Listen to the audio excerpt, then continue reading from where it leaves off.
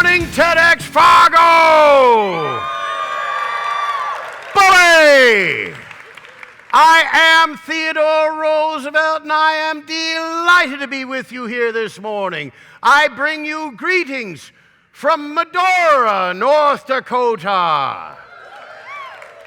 Gateway to Theodore Roosevelt National Park, future home of Theodore Roosevelt Presidential Library, a region of which I wrote that was where the romance of my life began. And how delighted I am to return to Fargo. As Governor Burgum knows, it was but a mile from where we stand today that in 1910, after my presidency, I said I would have never been president but for my experiences in North Dakota.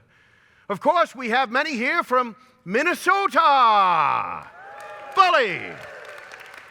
Now, actually, my connection with Minnesota may be just as great as that with North Dakota. It was in 1880, 3 years before I first went bison hunting along the Little Missouri, that I came out with my brother Elliot. Between my graduation from Harvard in 1880 and my wedding to my wife, Alice Hathaway Lee, the most beautiful girl in Boston, on my birthday in that same year, that fall, Elliot and I came hunting in Illinois, Wisconsin, and Minnesota. And the best hunting was a fortnight, 2 weeks along the Buffalo River in Clay County, Minnesota. So I'm delighted to be here with so many from North Dakota and Minnesota. Why, indeed, it was when I was your vice president that Labor Day 1901, I could not know the fate that would befall President McKinley 5 days hence in Buffalo. At the State Fair in St. Paul, I first quoted the old African proverb so closely associated with my own administration. Speak softly and carry a you will go far. And in Minnesota, I declared the Chippewa and Superior National Forests. And unlike North Dakota, Minnesota actually voted for me in 1912 when I was the Bull Moose Progressive Party candidate. I am delighted to be with you here on the edge, representing the edge. We call our region of southwestern North Dakota the Western Edge. I invite you to come out and dare greatly. I challenge you today to live into the arena. I challenge you to do what I did and what Governor Burgum is doing. I don't know if you've heard. He's gone over the edge, offering himself and his wonderful toolkit, the heart of a servant, to lead the charge of this country and the challenges that we have ahead. And I wish you and Catherine Godspeed. Bully. Now myself, I was tossed over the edge.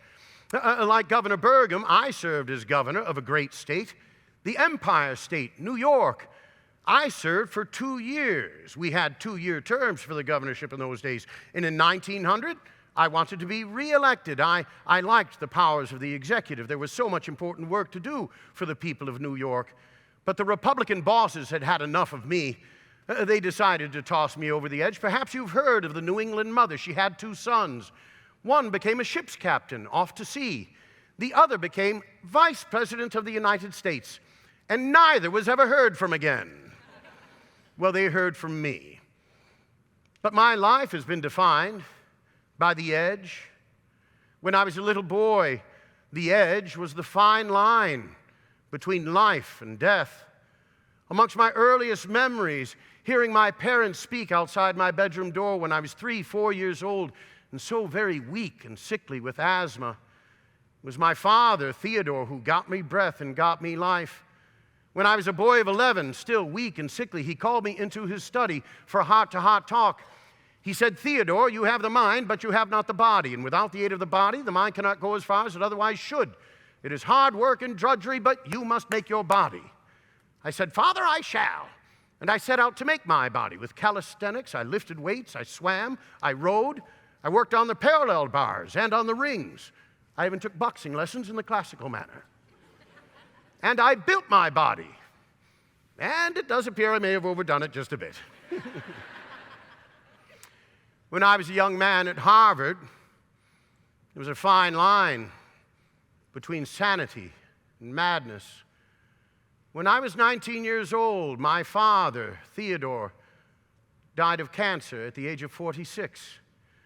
The entire city of New York was in mourning, and I was in such a terribly foul mood, writing in my diary and to my siblings, that I thought I might go insane from sadness.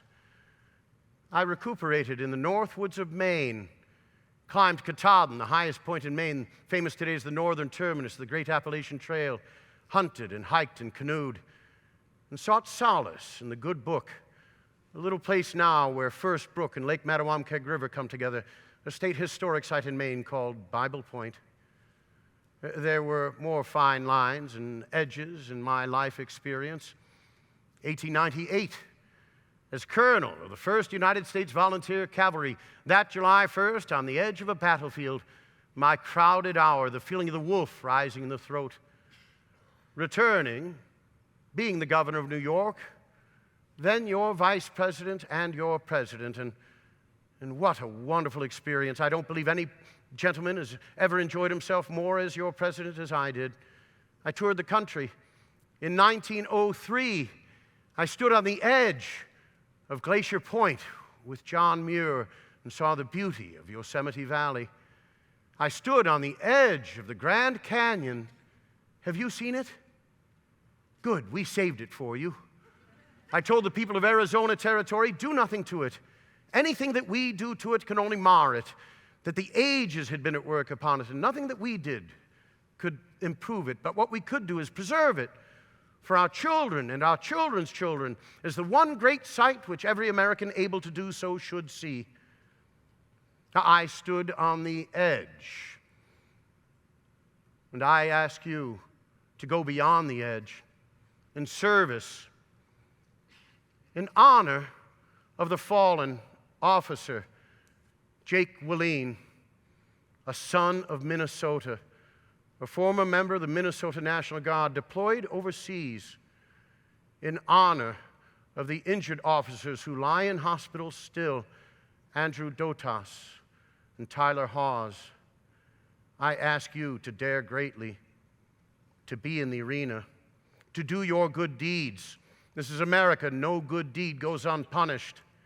But take heart and remember, it is not the critic who counts, not the man who points out how the strong man stumbled or where the doer of deeds might have done them better.